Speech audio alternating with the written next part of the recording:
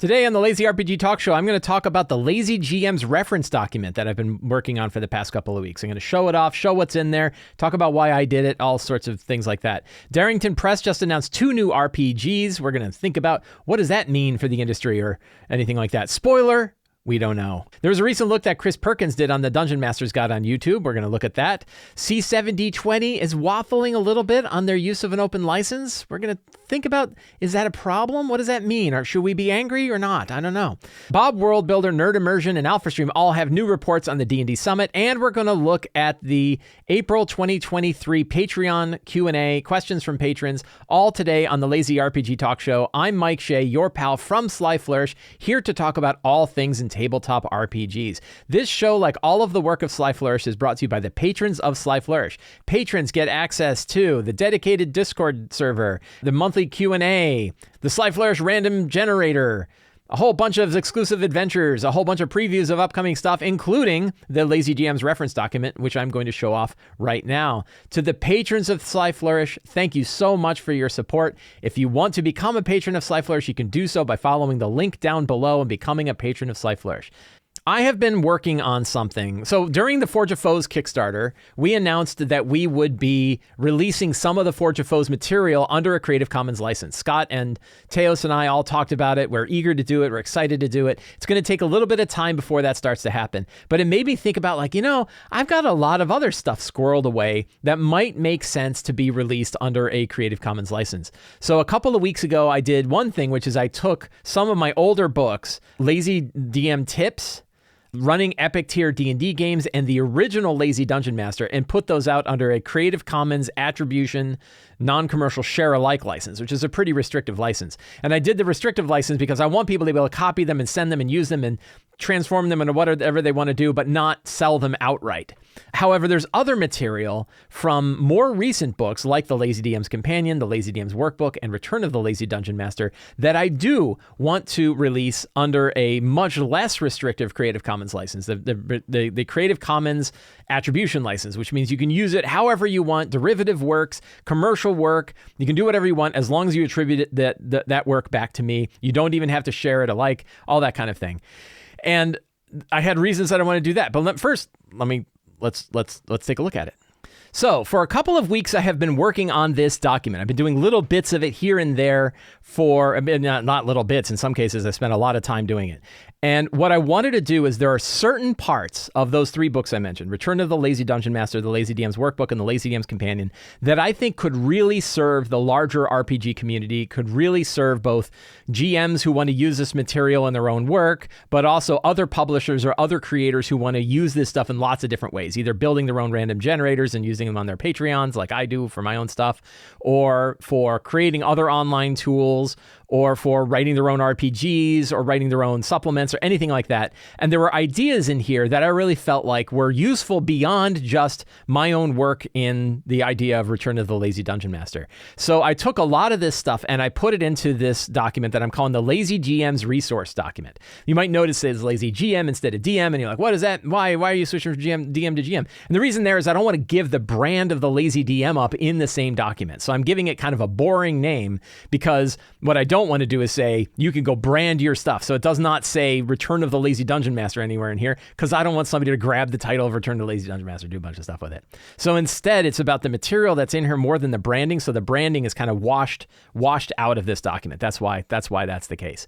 This work is not yet released under a Creative Commons license. I am working on it. I am exploring it. I'm exploring it with patrons of Sly Flourish. Patrons have access to it. I sent out the link to this to patrons last week so they could chew on it, leave comments, talk about what's in it. One thing I want to be careful of is, like, do people feel like I'm giving away too much? Is it like, oh, the whole lazy, I don't even need to buy any of the books anymore because I got this thing. I don't think that's the case. And there's definitely parts of the books that aren't in, lots of the book are not in here. This is probably maybe 20%, 30. If you took all 3 books, it's maybe 20 or 30% of what's in those books.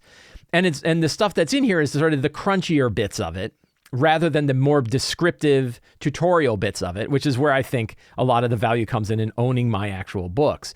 But the ideas, I don't want to hang on to the ideas, and you really can't hang on to the ideas anyway. So an example is like, are the 8 steps from Return of the Lazy Dungeon Master copyrightable? I don't think they are. They're too small, right? It's too little. And, then those concepts aren't exactly completely unique to me anyway. Well, now it's for sure. When I release this, then you don't ever have to even question whether they're copyrightable because you can, they're right in here. So an example is like most of return is not in here. The only part that's in here is the description of the 8 steps directly, but all of the rest of return is not in here. But then lots of parts of the workbook, about half of the workbook is in here, and about 30% of the Lazy DM's companion are in here. And they're definitely part of the the bits that you might want to use in online tools, the parts that you might want to take and put in other RPGs, things that would be useful for DIY GMs who really want to build their own tools and stuff, and they're worried about like, if I share this, what does that mean? Now you wouldn't have to worry about it. Or online tools in particular. You want to build random generators, you want to build random tools that kind of do a lot of this stuff. You don't even have to ask, you can just use this.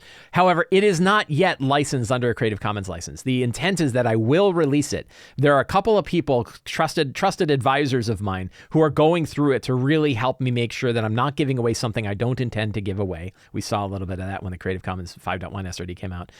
And they're just giving me good advice. And then, the other one is there other stuff I want to add. Now, I can always add stuff to this. In fact, I added something this morning, which I don't think anybody really knows about, and I'm going to talk about that. But I can always add stuff too, but I can't take anything away. So that's the real trick, because I want to make sure that I can always make it bigger. I can't make it smaller. So that's where I want to be careful. So it actually has quite a bit in here. It's a big, long document. Like, look at this thing. It's got tons and tons and tons and tons and tons of stuff. It's big piles of things. And I really wanted it to be like self-contained so that like it sort of had everything you kind of needed within it. What I realized is like, some people have been like, well, is this the Lazy DM's, Dungeon Master Guide? Kinda. Like, you can do a lot with it. I don't know that there's much missing. One of the things that I think when I was putting this together that I was really happy about is that if you take this and the 5.1 SRD that Wizards of the Coast put out, between the two of them, you have a whole lot about with all the stuff you need to how to prepare your RPGs, how to run the RPGs, and all the material you need to actually run them. Because the 5.1 SRD has no Dungeon Master focused guidance, and this one is packed with Dungeon Master guidance. So there's between the two of them, we sort of have this, filled out full resource of that fills out 5.1 in lots of ways. Now there's other books that also have them, like Level Up Advanced 5e has the Trials and Treasure book, which a lot of is released under the OGL as well. So you have material, but I wanted to make sure that there was lots in here. So just going through the table of contents, we have the 8 steps, and this is the brief summaries of what the 8 steps are. It doesn't have the chapter by chapter breakdown of what each of the 8 steps are, how they work. There's a couple of them that are broken up, but most of them are like 1 or 2 paragraph descriptions. And again, the intent is if you wanted to use the 8 steps in your own product, you now have enough information in here that you could grab those 8 steps and run with them on your own, not to completely describe them, totally. But they are in here. So we have the 8 steps. We have the Lazy RPG prep process. This is taken right out of the workbook. A bullet list of like, what are the things that you need? How do you build a lazy campaign? What are some concepts for running your game, thinking about your game? What are the GM's truths? What are some lazy RPG tricks, right? So this is the bullet list. This is actually like the front page of the workbook has this. And I threw that directly in here. What are examples of strong starts? This is taken from the companion. I reorganized this whole thing, by the way, so that it kind of makes sense. It flows. But what are examples of strong starts? We have 10 for cities and towns, 10 for sewers, 10 for wilderness, 10 for dungeons. Again, those came right out of the companion. Creating secrets and clues. Big question of what are examples? Character secrets, historical secrets, NPC villains, plots and story. All of that's in here. Building an RPG group. I feel that this is important enough that even though it's more of an advice-y sort of section, getting people to build an RPG group is really hard. So what are the ways that you can do? You're finding and selecting players, again, pulled right out of the companion and thrown in here. A Session 0 checklist. Lots of groups are putting out Session 0, but now there's one that's in the Creative Commons, or not yet, but will be in the Creative Commons, so people can have their whole how to do a Session 0, how to get that to work. Safety tools, whole section on safety tools that are in here. I took out direct descriptions of like the X card and Lines and Veils and some other things because I don't own those works. They are under various licenses, and so like script change and X card and Lines and Veils, which are very common safety tool things. I instead changed some of it. So Lines and Veils instead I refer to as hard lines and off-screen content to avoid using the term Lines and Veils. Same basic idea, how that works. Pause for a second. Definitely, the idea of that really came from a piece of script change. But then what I do is I say, there's these other resources too. The X card by John Stavropoulos, script change by Bo Jaeger Sheldon, and the TTRPG safety toolkit. So I've referenced those because those are really the big ones that everybody's using in lots of ways. But because this is a Creative Commons attribution license thing eventually, I didn't want to put anything in here that I don't own. So it's not because I don't think those are great, and I definitely think people should be pointing at them. But I put those in here. I reference them in here because I think you can go look at what they've got. And then my abstract takes on them are my own, 100%. You can use them. How do you connect characters? Lots of different ways to connect characters. Spiral campaign development. A patron recommended this, said, hey, the spiral campaign development's really an interesting concept. It's pretty unique to this style. What about putting that in there? I said, good idea. And we added it. So I'm also open to, here is a thing that you have that's really like fundamental that would be very valuable to other RPGs, other producers, other DMs that would be really good to be released. Let me know. Let me know in the comments. I'll take a look. And if I feel like I'm not giving away the farm, I'll put it in there. Quest templates, right? Very straightforward. Kill the boss, find something, rescue. This is all from the DM's Companion as well. The 10 ways to have kind of a quest template. Tools for 5e improvisation. A lot of stuff in here, a lot of mechanics for 5e that you can use to really improvise your game. This came right out of the Companion. Quick tricks for lazier 5e. These are my dirt simple tricks. Very simple stuff right out of the Companion. 5e quick encounter building. I have two different kinds of encounter building things in here. This is the one that was in the workbook where you can sort of compare monsters to characters by level for first level, second to fourth level, fifth to 20th level. But then I also have the lazy combat encounter benchmark, which talks about starting with the story, figuring out the average character hit points, potential, and then figuring out potential deadliness. Encounter might be deadly if the total of monster challenge rating is equal to or greater than the total number of character levels. That is probably one of the most valuable things I've come up with when it comes to encounter building, and here it is. And then, a whole reminder about what it is like when the character capabilities vary and scaling for higher levels. I have two different versions of Theater of the Mind guidelines. One is the extended version that's in the workbook, a little bit longer, a lot of the same ideas, and I couldn't decide if I liked one better than the other, so I'm like, why don't I give away both? So this is a little bit of a longer one. And then I have an abbreviated version, which is meant to be like condensed down to one page, very straightforward, and just talks about core principles, common understandings, player advice, GM advice, so on. So I offered both. Zone-based combat, a variant of Theater of the Mind where you use zone. How does that work with 5e? That is in here. Handling edge cases. Monster difficulty dials, another thing that I offer up that I think is very valuable. How you can change the difficulty of monsters on the fly with number of monsters, hit points, damage, and number of attacks. Running hordes, another thing that I think I've come up with I think is really valuable. Different ways to run lots and lots of monsters. That's in here. Stress effects. A good drop-in replacement for the madness rules. I really like them in here. So that whole stress effect thing is something I would love other people to be able to use, and soon they will be able to. The core adventure generators, right out of the Companion. This is where I get into a lot of random tables, so things are going to go quick here.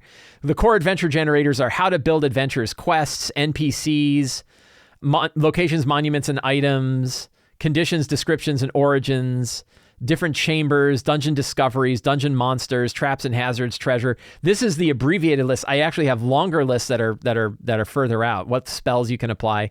I have an NPC generator in here, how to build a richer NPC very quickly with a bunch of tables. Treasure generator, again, for 5th edition. You get very quick, like how to roll up some quick treasure. Random traps, this is 1 to 40, and that's because the ordered lists I can't do like the 1 to 100 thing. So not perfect for a random table. Hopefully you can throw it in there. Random traps, type, trigger, flavor, damage by severity, and different things. Random monuments in the 2 different lists. So one came from the workbook, one came from the Companion. You'll see a little bit of overlap here, but like monument structure is big enough that I thought it might as well put in both. Random items. How to generate random items and maybe add some interesting things to them, different spell effects. There's a longer spell effects table. Potions of healing. Random town events is in here. Random dungeon monsters. This is a really fun one. This is from the workbook, and it's something I'm really proud of. That you have different dungeon levels, and you have which table you roll on. So, the dungeon levels are top to bottom from level 1 to level 16 plus. And then depending on what level of the dungeon you're on, you roll a d20 to see which table you should roll on. Then you go down to that table and roll the monsters. Really nice way to have a bunch of random lists of monsters at different challenge ratings. All set, just assuming dungeon level. So it's not for any environment, it's just for dungeons, but it works really well. And then this is something I added today. This is something I'm working on. I will continue to work on it. I've already released this under a Creative Commons license, which is Lightning 5e. What if we had a super lightweight lightweight version of 5e that we could run very, very quickly, teach very quickly, maybe even print out on just a couple of sheets of paper and carry around. And so Lightning 5e is a full 5th edition variant of the game. Very straightforward. Takes a lot of ideas from Cypher, a lot of ideas from Fate, but combines them with 5th edition core ideas. And the idea is that you can teach somebody very quickly. You can build a character very quickly. And what you learn by playing this helps you understand how bigger the full 5th edition works. It has ideas like proficiency. It has ideas like advantage and disadvantage. It abstracts other things like hit points, so it's not a perfect match, but it's a full system of 5th edition. And I haven't really talked about it in this show. It's something I've been playing around with for a few months. And very, very straightforward stuff. You just need a d20. You don't have to roll any other dice. Monster creation is super fast. You just pick a challenge rating between 1 and 20, and that number tells you exactly what all of the stats for that monster are, so you can flavor it however you want, but the stats are always very similar. Again, just like Fate and just like Cypher system. And character creation is really, really quick. So it is all available. And the idea, the reason, a very... it goes up to level 20, but it is super, super lightweight. So you're not going to get the crunchiness that you get from 5th edition. And if at any point you're like, I like this, but it's too simple, then go to 5th edition. You don't need this. But if you're looking for a simple, quick, you want to just want to play, this is a system that you can use. And the idea behind it is that it's short enough that if you wanted to write a book that had 5th edition stuff, but say, I just want to slide a full set of the rules in the back of the book too, that they could use to run this adventure, you could do this in like 4 pages. So 4 pages of your book can have a whole system that can make your 5th edition material ready to run. That's pretty cool. So that's what it is. So that is the Lazy GM's resource document. Patrons of Sly Flourish have access to it right now. You can go get it. And one of the things about like how do you use it, I added this paragraph today, that the way you get this is you right click and you save as, and save it to your desktop, and you have a copy of it. Make sure that it is a HTML only version, so it's the HTML of the page. You can, whatever browser you're using, just save the HTML, and you have a full copy of the document on your own system. But you can also use tools like Calibri or Pandoc to convert it into Markdown, convert it into PDF, convert it into EPUB if you want to put it on an ebook reader. So lots of ways to convert it. The master document is going to be in HTML, but you can convert that HTML to just about any other format you want using something like Calibri or Pandoc. You can even send it right to your Kindle as a web page, and it'll show up on your Kindle. So I added some links so that you can do that.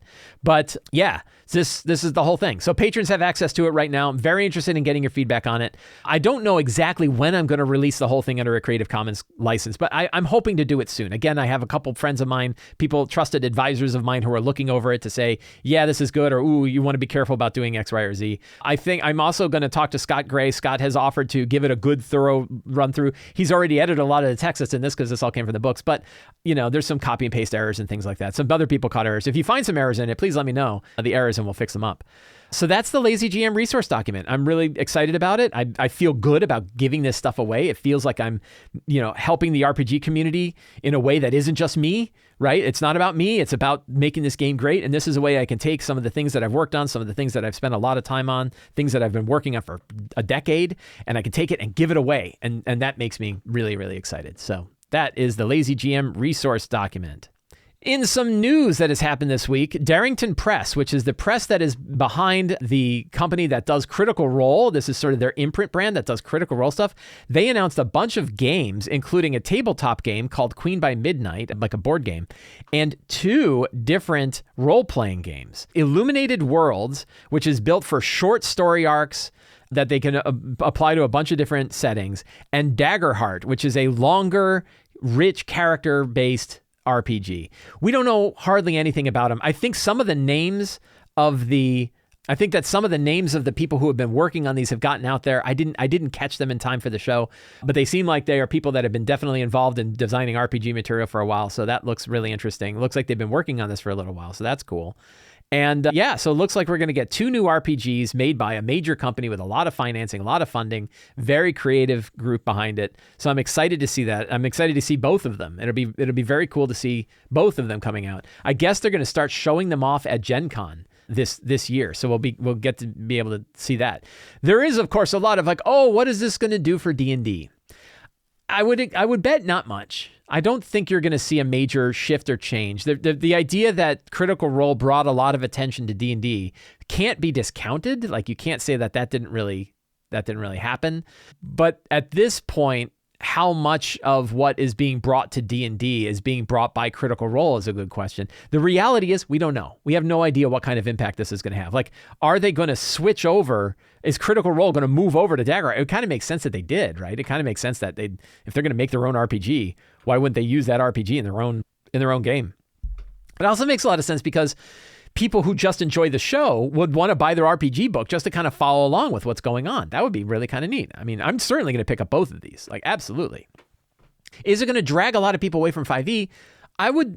We don't know, but I would probably say not. I don't think so. I think that this is another, like, the rising tide is raising all boats. I think this is really cool that they're doing it, but I don't think that this is going to drag people away from D&D. I don't think it's going to hurt the 2024 rewrite of D&D. But, the reality is, who could say? Like, expert opinions are totally useless. If we count myself as an expert, my opinion is pretty useless. So your guess is as good as mine as what kind of impact. But I think a lot of times, this is something I've seen a lot from friends of mine that are in the industry. When an event like this happens and they say, oh, this is going to completely change everything. And the reality is, it takes a lot to change everything. Like, it takes a lot of energy to change things heavily in one direction or the other. And it takes really big moves. And I don't know, even this, which is a pretty big move, I don't know that how much of the needle is going to change because of an event like this. Like, even if they completely dorked up the 2024 guides, I don't know that would have a huge change on 5e short term. It might long term, but it might not short term. So it takes major things to really move the needle. Putting out a major motion picture, for example, like, how many millions of dollars did that movie cost? Like, a lot of millions of dollars. How is it going to double the amount of people playing D&D? Very unlikely. 10%? Maybe. But you paid millions and millions of dollars to move the needle 10%. And did it move it 10%? I don't know. We'll have to see. So my end result is that usually it's not one thing that really moves the whole industry. This industry is now big enough that it takes lots and lots and lots of things happening over lots of amount of time for the needles to move one way or the other. So that's definitely interesting. But I'm excited. I want to see Illuminated Worlds. I love short story arc based RPGs, and I want to see Daggerheart, this fantasy RPG focused on longer campaigns. And it'd be very interesting to see how they design the RPG to fit the fact that they are a group that does streaming gaming. Could be really neat. There was a video by Chris Perkins where he talked at, whoa, I didn't mean to do that. I wanted theater mode. There we go. But he talked in depth about what kind of stuff is going to be in DMG and why he did it. What's really interesting to me, and we're going to talk over, I'm not going to spend too much time just continuing to complain about the summit. This is what I kind of wanted. I would rather have wizards in their own words describe the things that they're going to do and put out lots of videos that talk about the monster. And I'm sure they're going to talk about the monster manual, talk about the Dungeon Master's Guide. An interesting thing here is he's talking about the Dungeon Master's Guide. It's a year away. Like, are we sure nothing's changing in there? Like, it seems like these kinds of videos would probably be better closer to the end, especially like they haven't play tested anything from the Dungeon Master's Guide yet. And I hope they are. The main thing is why bother having a summit where you talk about all this stuff and then put out a video like this? It would be far easier for me to just watch the video. Anyway, you want to hear from his own mouth what they're thinking about with the Dungeon Master's Guide? Check it out. C7D20. So Cubicle 7 are the makers of the Lord of the Rings and the Middle Earth 5e settings. I think they've done some other 5e stuff. And there was an interview on N-World where they spoke to some of the creators that are working on C7D20, this fantasy, taking the engine. You can kind of think of like this with Fantasy Age and Dragon Age. When Green Ronin first did Fantasy Age, they did it as Dragon Age, branded around Dragon Age, just like Cubicle 7 did it for Middle Earth and Lord of the Rings. And now they're taking the fantasy part out and making it abstract so they have their own system, which makes sense from a company standpoint. That way, if they lose the license or whatever, they've got a book that's already set. They're making one book that's focusing on the whole game rather than doing 2 or 3 books or anything like that. But one of the things that stood out to me, one of the things I thought was an interesting discussion is that like a lot of the C7D20 stuff came out of the OGL issues that happened in January, the big OGL debacle that happened in January. And they said, yes, we're making a version 2. So a lot of what I've been many times on this show, I've said 5e is no longer one company's platform. It is a platform we can all expand and build off of, just like I did with the Lazy GM resource document. And we can all sort of grab onto it because it can't go anywhere. We know it's going to be out there forever. We can do whatever we want with it. And so Cubicle 7 saying we're going to make our own RPG based on that one that has some of our special sauce in it. Their special sauce being like an exploration system, a sort of verbal combat kind of ideas, like ways to make non-combat encounters as tactically rich as combat encounters, I think is something that they talked about. So they definitely have some interesting takes, and I've definitely heard Cubicle 7's exploration guidelines that they put into their Middle-earth book is really good. I have never really looked at it myself, but they really liked it. So they said they're coming out with this new book. It's going to be a single book, and they did this whole talk about it. What was pretty interesting is that this really came out of the OGL catastrophe that occurred. And then there was a good question. Egg Embry is the one who did the interview, and Egg said, is C7D20 going to be an open licensed product?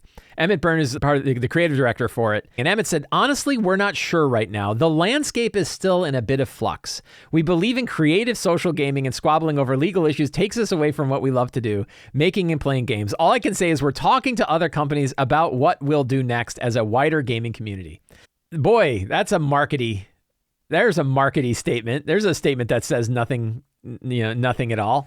And what I see is no. Probably not, right? When I read that, is C7D20 trying to be an open license product? The answer is probably not. And they could just say we're not. I mean, they say we're not sure. Okay, fair. And maybe they aren't sure. That's a big, and I guess they don't want to do it. But when I hear things, when I hear things like the landscape is still in a bit of flux, and we believe in creative social gaming, and squabbling over legal issues takes us away from what we have to do, that sounds like it came right out of the original D&D Beyond articles about the OGL, when the OGL catastrophe was going on, when it was like, we believe in an OGL. It's pretty bad, right? Like, that's not a great way, because it definitely is like, well, we know that you think it's important, but we're, and we want you to feel good about our thing, so we're not going to say anything. But here's another take I'll give you. You ready for the hot take? They don't owe us anything. They don't owe us an OGL, right? They could just say, no, ours is our own product. Many other producers of many other RPG products have said, no, it's our own thing. We're not putting it out under an open license. They can do whatever they want. They don't owe us one. Now, we could be kind of grumpy about it. I'm grumpy about their statement because their statement is so waffly. And again, it reads right out of like a PR document, but they don't owe us one. And there are other games, again, I brought up Fantasy Age. As far as I know, like Fantasy Age as a system is not available under a true open gaming license. Instead, it's like they have sort of a license that you can use if you want to write products that are compatible with it. But it's not like you could just go grab the rules from Fantasy Age and go make your own thing. There's lots of other systems that are the same way. Cypher System was relatively limited, and now more and more of Cypher System is in the open. Cypher System decided, and Monty Cook Games said, yes, we are going to release it. So they actually have their own license for it, but it's a pretty good license. And they have released it. So more companies are starting to release it. Obviously, Evil Hat Games definitely has.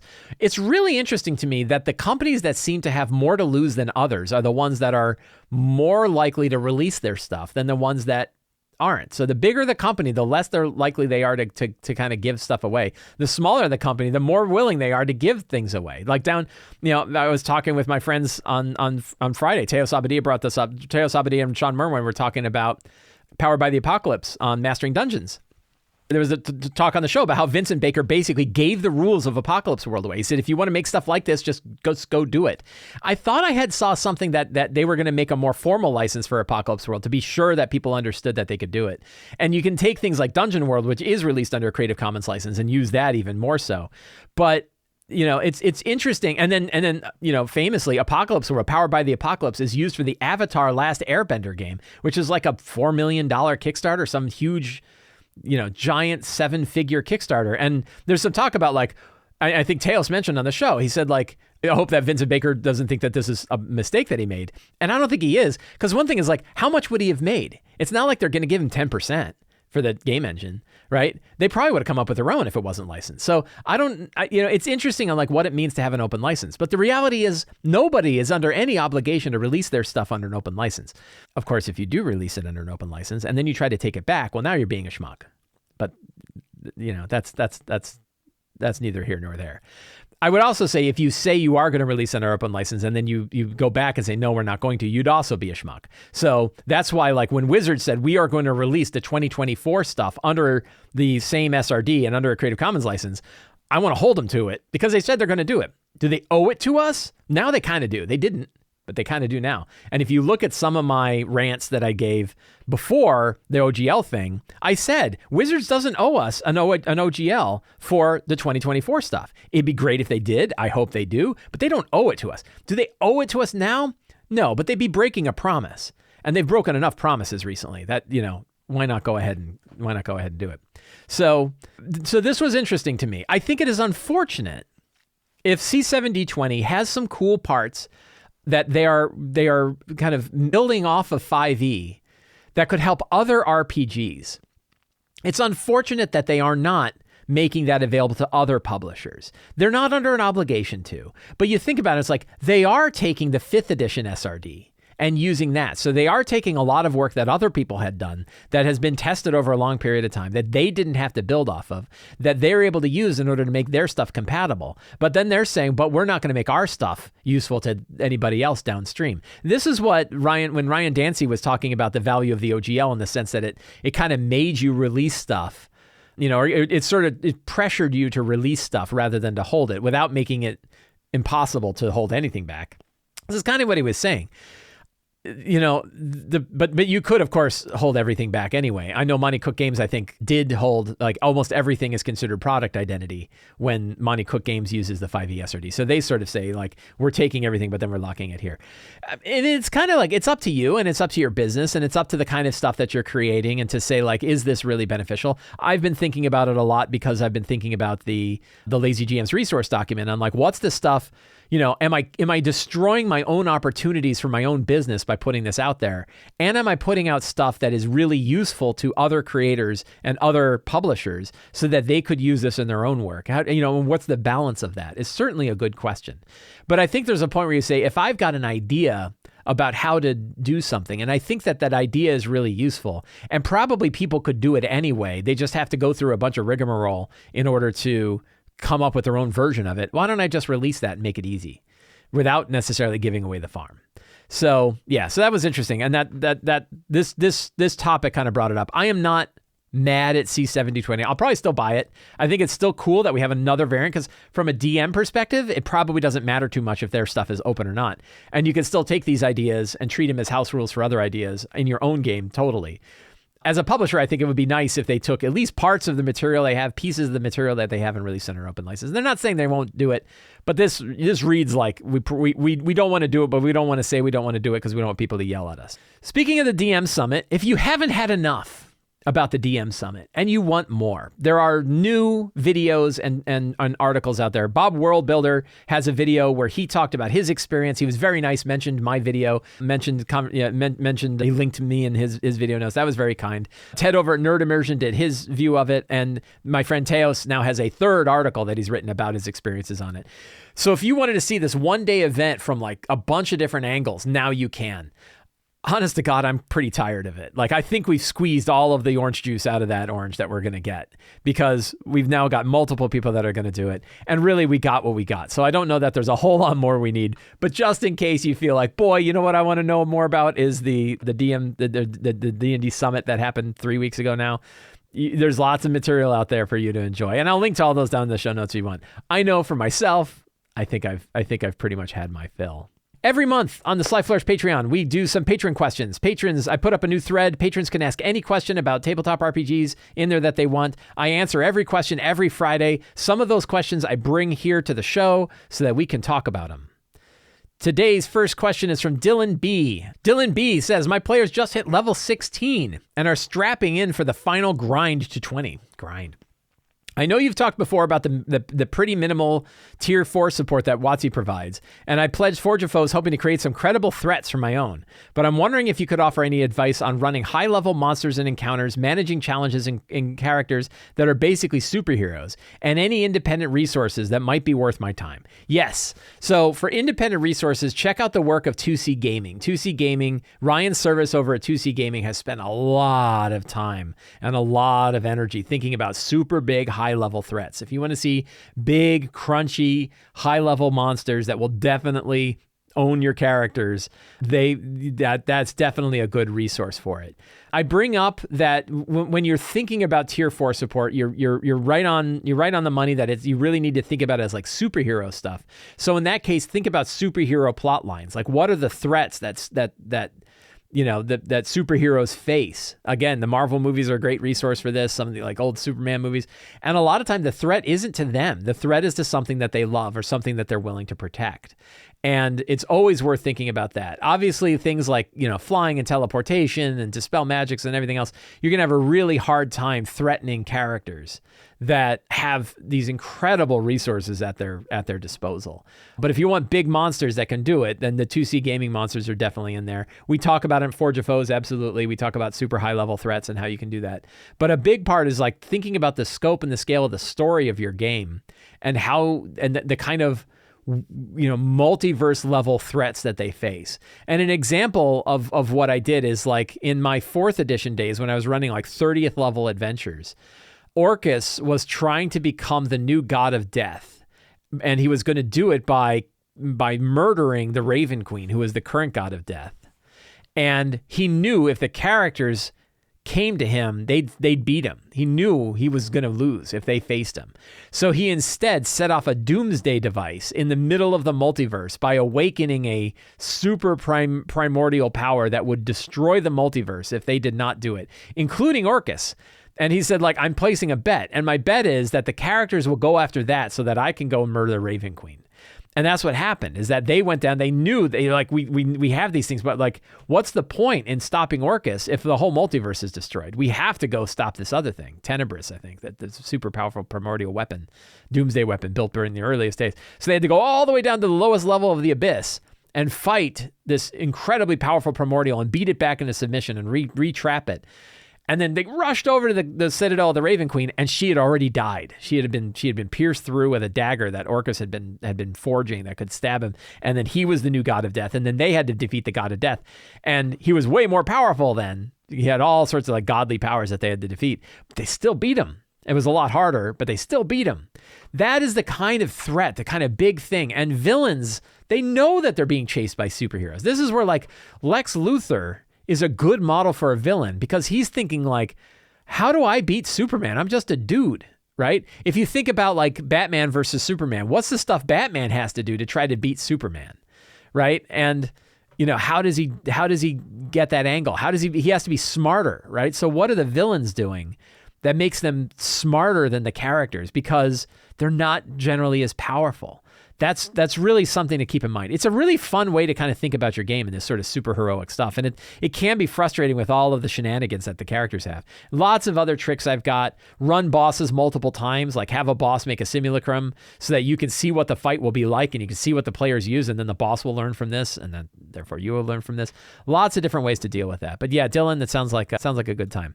Trick H says, I have a group that I started for about a year now during COVID. They are all more or less new players and are having a good time. After a first adventure and now a bit of truly lazy GMing, I am reaching a point where I find a need to guide my players better on how to play the game.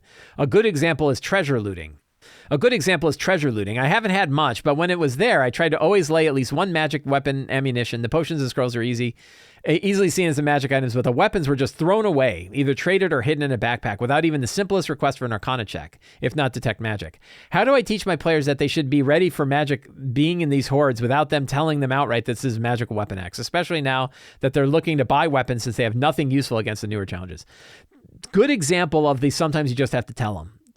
And there are ways. One thing about magic items in kind of the D&D world is like they're indestructible without a lot of effort, right? They're not going to rot away. So the idea that when you go to a treasure hoard and you look at all this stuff there, well, the stuff that has no corrosion on it at all, whose blade shines as brightly as the day it was forged, tells you that it's magical compared to that other crusty blade that's over there that has nothing on it.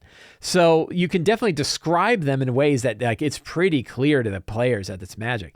But in some cases, just whoever is trained in Arcana can tell. Like you can feel the forces of magic that are flowing off of here. You're pretty sure that sword is magical. Just tell them. If the players aren't getting it, just tell them. right? And this is one of like that tell, don't show, right? Just tell them it's magical. Now they still have to like attune to it to find out what it does. They still have to cast detect magic to figure out exactly what it does, but there are definitely ways that you can do it. But remember that the characters are probably more observant about what's going on than the players are. So play off of that and use the ones that are trained. If any of them are spellcasters, they could probably tell. Any trained in Arcana could probably tell, and just let them know, right? Unless you really think it's fun that they have an item that is magical and they don't ever do anything with it. To me, that sounds kind of lame. It sounds like you think it's kind of lame. So better is just like let them see it. And a good easy trick for this is in any time that you want to give some information to the group and you want to give it regardless of any kind of roll that they make, instead of asking for a roll, figure out who's trained in what. And the people that have the highest ability score, the highest ability modifier in that skill, in that ability, and or are trained in that skill, just tell them that. Because you're trained in Arcana because of this, or because of your deep insight, you discover this, or because you are trained in the powers of arcane magic, you see this. It's a way to make the player feel good that they made choices about their character that are actually having a good effect, while at the same time giving them information without having to make a roll. So that would probably be my biggest trick for that. Peter S. says, have you ever run into very episodically published adventure where each adventure is an individual mission in a different place? Do you have any recommendations on how to add PC backstory arcs to such a campaign without spacing the missions too much between each other? Yeah, so a couple of them, one that did not work very well and one that did. Tales of the Old Margrave is a whole bunch of different adventures that are all set kind of the Old Margrave. And the Old Margrave has a really good setting area too. It's a Kobold Press book. And it's really neat. And the setting of Old Margrave is really, really cool. I like it a lot. And the adventures, many of the adventures are very fun. Unfortunately, there was no real interconnection between any of the adventures and any of the other adventures, or the adventures and the setting itself. There wasn't like an arc. And I think they kind of got that feedback because Empire of the Ghouls is very different. Empire of the Ghouls is definitely tied together. So that was one where they were separated out, and I tried running them, and it really didn't work out. It would have worked better if I had reskinned the adventures and used the setting material for the Old Margrave as the main way to go. But even though the weird bit is like all of the adventures were in a line, there was a first and a second and a third and a fourth and a fifth and a sixth level adventure. So it seemed like you should be able to progress from one to the other, but they were all over the place in terms of where they were actually located. There was no path and there was no connection between them. So that was it's a fine book. And again, the Margrave section alone was really cool, but the lack of interconnection between the adventures made it hard. Ghosts of Saltmarsh is one where it actually worked out really well. And it worked out well because they had spent some time to put an overarching plot in the book that said, here's how you can tie these adventures together. Now, it also helped that those adventures could all sort of be played right out of the town of Saltmarsh, that you didn't have to kind of go all over the place. Oh, the next adventure is 100 miles to the east, but then you're 150 miles west for the next one. So spacing was an issue. So I think one thing you can do is make sure that the adventures are close enough to each other that you can easily get from one to the other. And then you might have to bring your own sort of storyline, pick some villains that you like, go through the regular steps for like campaign building, throw some villains in there, figure out how the villains are tied into the adventures, and you can really tie all that together. But yeah, it can be tricky. And for some of those like Tales of the Yawning Portal, there's not really a good interconnection between the adventures that are in there. But Radiant Citadel, there are, because you have sort of the hub of Radiant Citadel and you have sort of the themes of those adventures, so you could definitely play a bigger campaign. I haven't done so, but I feel like it would be easier to play a campaign around the adventures in Radiant Citadel than it would be to play a campaign around all of the adventures in Tales of the Yawning Portal. So Peter, I hope that gives you some thoughts. Peter H, another Peter, two Peters. Peter H says, you've spoken before about how good the future could be with different 5e versions. WotC's whatever it will be called, Black Flag, A5e, and C7D20. We were just talking about C7D20. All building upon and being compatible with the core 5e SRD CC version. I don't think that if each is truly compatible with the core version, it would mean they would necessarily be compatible with each other. What are your thoughts on this? I'm somehow shifting regularly between that's what you would want a different version for, and this would be a missed opportunity to really get the perfect RPG system that everyone can use to their liking. Good thought. So first of all, you're never going to find the missed opportunity you're never going to find the perfect RPG system. And one of the things that I always made me say, like, I'm happy enough with 5e that I don't need it to change too much, is because how long have we spent 50 years trying to put together the best RPG. Many companies have done it. None of them are perfect. Really smart people spending lots of time. There isn't one RPG where you can say, well, that's the one that really nailed it. They really got it right. They always have little tricky bits and problems. And so if you already have little tricky bits and problems, the idea that you're going to make a new version that's going to have all new tricky bits and problems isn't really solving very much. So that's why I'm pretty happy to see general 5e compatibility. In the last show, I gave a big, long rant, and it wasn't a rant, I guess, just a talk. We talked about the compatibility. What does compatibility even mean? Like, what kinds of things are compatible? And I said, like, I think that, like, monsters and spells and magic items are examples of things that are going to be pretty cross-platform. You know, unless you see spells done completely differently for one of the systems, which we might, unless somebody tries to do spells completely differently, like moving spell. Fireball doesn't, sit at the same relative level that Fireball does. Unless you see something like that, probably the spells are going to be compatible. Again, deep magic, like all these spells that Kobold Press put out, those are all compatible. Monsters are compatible. Monsters in the Multiverse, which is kind of the newest tech that Wizards has put out for monsters, are still backward compatible all the way to the first adventures that came out. And the monsters in the 2014 Monster Manual are still usable today. I still use them very often. I still use them. So that's an example where compatibility, those three things, monsters, magic items, and spells, are likely to be pretty compatible across all of these systems. You would also say adventures. I bet you that adventures are pretty cross-compatible. The only time they lose compatibility is when the adventure calls for a particular monster that doesn't exist in any other system. But you probably have it for that system. And most of the companies that are doing this, if they have a monster that you don't have, it's in that book. So generally speaking, adventures are going to be compatible with any of these systems. And because adventures are so general anyway, you can often use an entirely different system. You could take Spelljammer and use Fate and use the engine for Fate to run Spelljammer. It would probably work fine. Probably Cypher system. You could do the same thing. So compatibility of adventures is also really good. So then you get into other bits, and I'll tell you where, like the one where it's easy to get tripped up on are subclasses. Like, when are subclasses compatible? It looks like sometimes subclasses will be compatible across systems, and sometimes they won't. And it's going to depend on which system you're looking at. So we're going to have to see, because, of these systems, 2 of the 4 aren't out yet. If we think about 5, if we think about 5, there are 5 systems. 2014 5e D&D, which we have.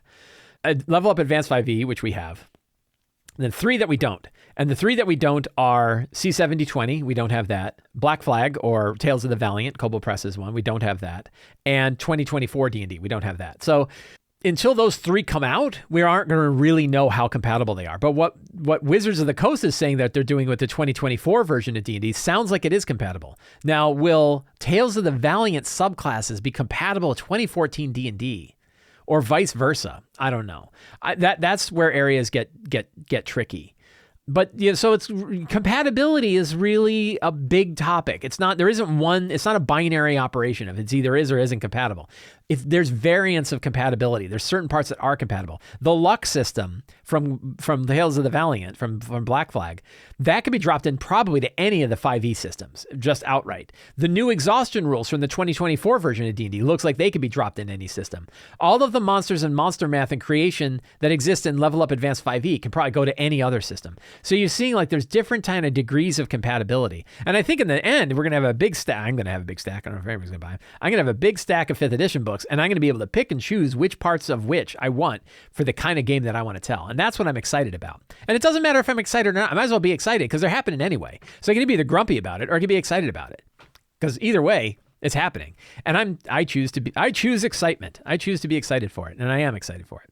Friends, I want to thank all of you for hanging out with me today while we talked about all things in RPGs. If you like this show and you want more stuff like this, consider subscribing to the Sly Flourish newsletter. It is absolutely free to sign up. You get a free Adventure Generator PDF, and you get a weekly RPG-related email sent directly to your inbox. You can also support me directly on Patreon. Patrons get access to all kinds of previews of things that I'm working on, video previews, exclusive adventures, lots of tips and tricks for running games, the Patreon Q&A, and the dedicated Discord channel. And you can pick up any of my books at the Sly Flourish Bookstore. All of the links for all of those are down in the show notes below. Thank you all so much. Have a great day, and get out there and play an RPG.